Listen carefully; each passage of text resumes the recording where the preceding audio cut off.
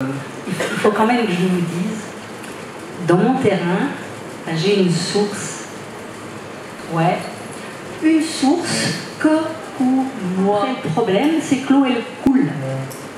Donc, quand elle a coulé à travers mon terrain, eh ben, bye bye, elle va couler ailleurs. Mais bon, bah, c'est comme ça, hein, je suis bien allée, salut, va vivre ton aventure. Alors, mon eau à moi, là, mon eau de ma source, à gauche, en fait, après, eh ben, elle coule chez les privats, et puis, alors, à droite, elle coule chez les montagniers.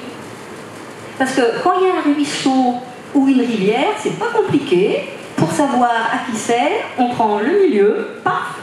Le propriétaire de gauche, ben, il a la partie gauche, et puis droite, pareil.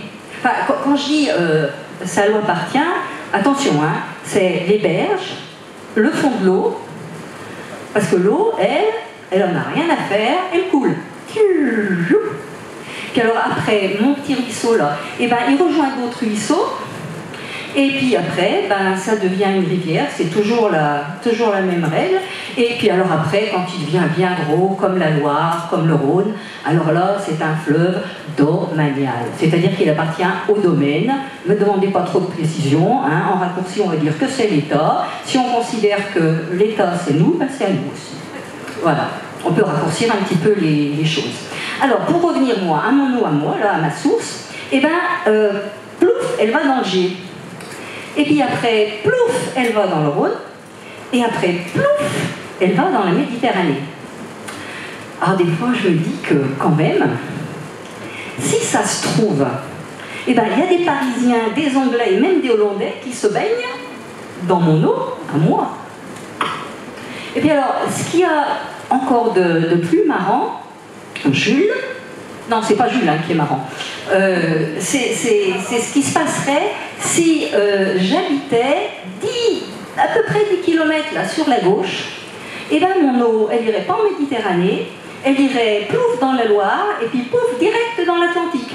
Enfin, quand je dis direct, d'abord, elle prendrait sans doute son temps, hein, elle folâtrerait dans les barrages, elle ferait peut-être un peu d'électricité, ou alors elle pourrait prendre le canal du Forêt, et alors là, elle irriguerait tout plein de champs dans la plaine.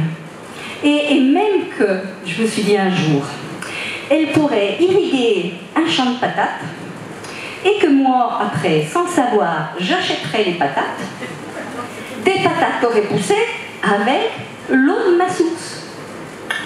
Vous vous rendez compte? Mais, il y a des fois, je me demande, l'eau sous terre, les nappes phréatiques, parce que c'est de l'eau, puis il y en a beaucoup, c'est notre réserve, mais elle est à qui?